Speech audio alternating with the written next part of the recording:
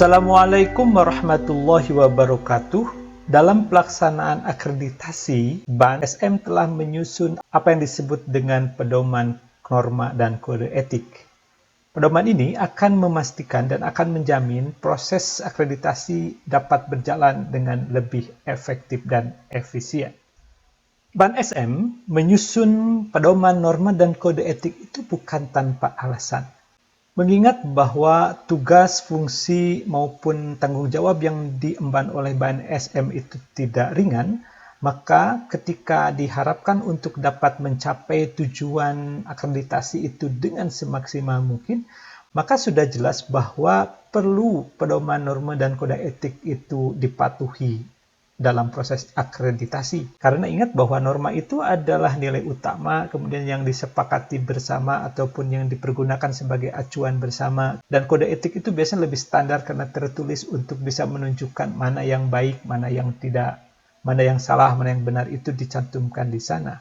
Jadi pedoman norma dan kode etik itu sendiri disusun, tujuannya tidak lain adalah agar semua pihak yang terlibat dalam proses akreditasi dapat bekerja secara optimal, profesional, dan bertanggung jawab. Tentunya kalau ini dapat diwujudkan, maka proses pengawalan untuk mencapai tujuan akreditasi itu bisa dilakukan dengan lebih mudah. Kalau kemudian ditanyakan siapa yang harus mematuhi norma dan kode etik ini, tentunya semua pihak yang terlibat dalam proses akreditasi. Dari mulai sekolah atau madrasah, kemudian asesor, kemudian KPA, kemudian pengurus BAN provinsi, semua harus menjunjung tinggi pedoman norma dan kode etik ini. Tentunya menjunjung tingginya dalam pengertian bahwa itu kita semua harus menjalankan dengan sebaik-baiknya. Bapak Ibu sekalian, mari kita lihat norma apa yang dimiliki oleh semua pihak yang terlibat dalam proses akreditasi itu. Ada 8 norma yang menjadi acuan kita bersama dalam proses akreditasi ini.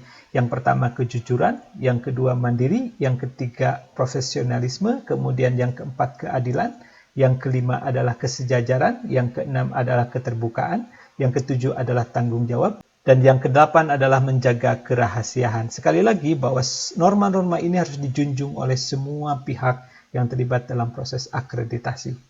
Kemudian kita lihat bahwa untuk dijadikan sebagai jaminan agar semua dapat menjalankan perannya secara objektif dan independen, maka bagaimanapun juga aturan tertulis yang mengandung norma dan asas yang secara tegas menyatakan apa yang benar dan yang baik, dan apa yang tidak benar dan apa yang tidak baik, yang itu kita sebut sebagai kode etik, maka apabila terjadi pelanggaran terhadap kode etik ini, pihak yang berwenang harus menegakkan sanksi kepada pihak manapun yang melakukan pelanggaran atas norma dan kode etik ini. Jadi sekali lagi, ini merupakan jaminan agar semua pihak yang terlibat dalam proses akreditasi ini dapat menjalankan perannya secara objektif. Semua pihak, baik sekolah, madrasah, asesor, kemudian KPA, kemudian BAN SM itu sendiri memiliki daftar kode etik yang harus dipatuhinya sudah disusun. Bahkan juga daftar ataupun jenis sanksi yang akan diberikan kepada masing-masing pihak itu pun sudah disusun dengan sebaik-baiknya. Hanya sekarang yang menjadi PR besar adalah bagaimana kita pertama memastikan bahwa semua pihak yang terlibat dalam proses akreditasi itu dapat mematuhi norma dan kode etik yang telah disusun.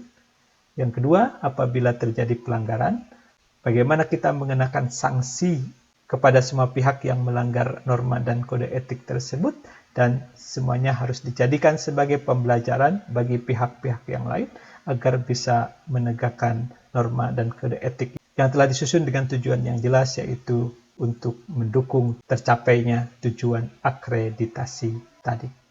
Demikian Bapak Ibu sekalian, salam akreditasi bermutu untuk pendidikan bermutu. Mohon maaf apabila ada kesalahan dalam penyampaian. Terima kasih banyak atas perhatiannya. Wassalamualaikum warahmatullahi wabarakatuh.